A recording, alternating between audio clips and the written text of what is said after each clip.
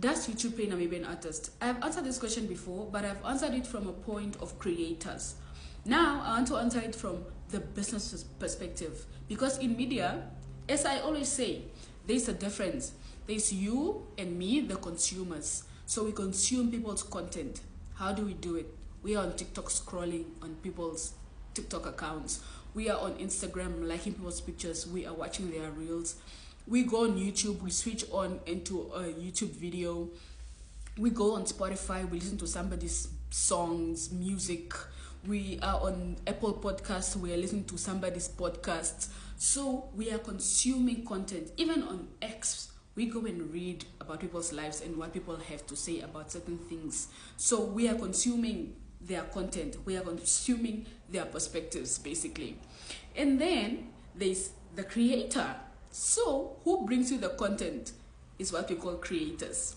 The person that provided you with a TikTok video, like me. The person that provided you with a YouTube video. YouTubers. The person that provided you with a really aesthetically pleasing reel. Influencers. So they're different type of creators generally. Now between the consumer, you, and the creator, there's a business element in all of this. It's either the creator is selling to you and they want for you to see what and go buy it, or behind a creator are big organizations that want to bring their business to you through the creators, because your eyes are locked in on the creator's work, right? Right.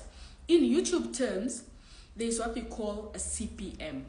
A CPM is a cost per 1,000 views. On YouTube, you can only start getting paid from 1,000 views. I think in Namibia, it's from 4,000, if I'm not mistaken. But generally, in digital advertising, it's cost per 1,000 views. Who or what determines the cost per 1,000 views? Majority of this cost per 1,000 views is determined by regions or location. So, if you live in an area where there's a lot of digital activities going on in terms of whether you are buying something or whether the companies in your countries are advertising online, then the CPM goes up. So for example, in countries like America, because they have a lot of people that are businesses that are advertising online and people that are buying online, their CPM is high. I think it's at like $15. In South Africa, it's growing. I think they're at like $10. In Namibia, we're at like $4 per 1,000 views. And I think we're at like 0.004 cents per view, per one view. So it's very hard for even people, advertisers that are looking for them to determine whether they want to advertise on a Namibian content creator's YouTube page or a Namibian content creator's TikTok page, you know, because there is no, you as a consumer, you don't buy online. So the activity of disposable income for you also is not there.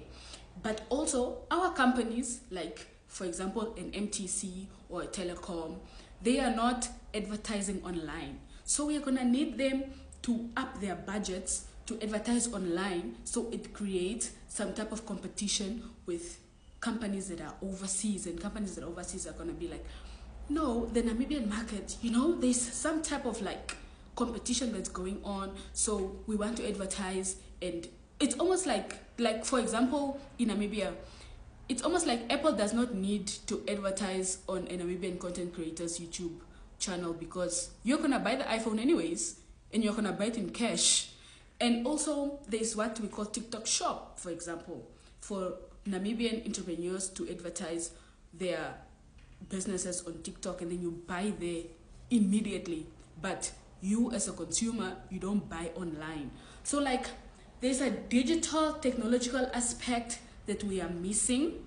I mean, we are trying to get there. I think MICT said they are working on Apple Pay, and they are working on bringing PayPal, because also it's also an international payment situation that's gonna go on if our CPM goes high. For example, YouTube is gonna have to pay our creators through an international payment. So we need a PayPal to be advanced here in the country.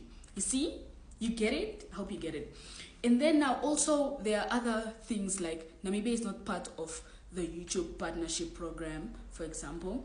I mean, but that's easy. That can be spoken about because YouTube is closed now there in South Africa. So I think it's just a matter of conversations. But also now, you as the consumer are supposed to support Namibian content, and then our numbers go high, and then the advertisers are looking at, oh, Namibian content creators, they have like views. People are actually watching their things. But also, you as a content creator are supposed to put in more content online. So like it's an industry that's still growing, I would like to say. We're gonna get there. For now, support Namibian content creators. Namibian content creators, you must upload more videos. MICT, do your job in saying that you're gonna sort of be a part of building our digital ecosystem. Very important. And also, let's all push for digital transformation. In music, for example, we need to go and listen to music, to our Namibian musicians on Spotify. We need to support our Namibian podcasts on Apple Podcasts. All of those things all work into building a bigger digital transformation or bigger digital industry for Namibia, so we can be actual participants. Because I think Africa has 54 countries, and I think it's only like 15 to 20 countries that are on the YouTube partnership program as of like March. So we have a long way to go, but I think we can do it. I hope you understood this. If you didn't, ask me a question.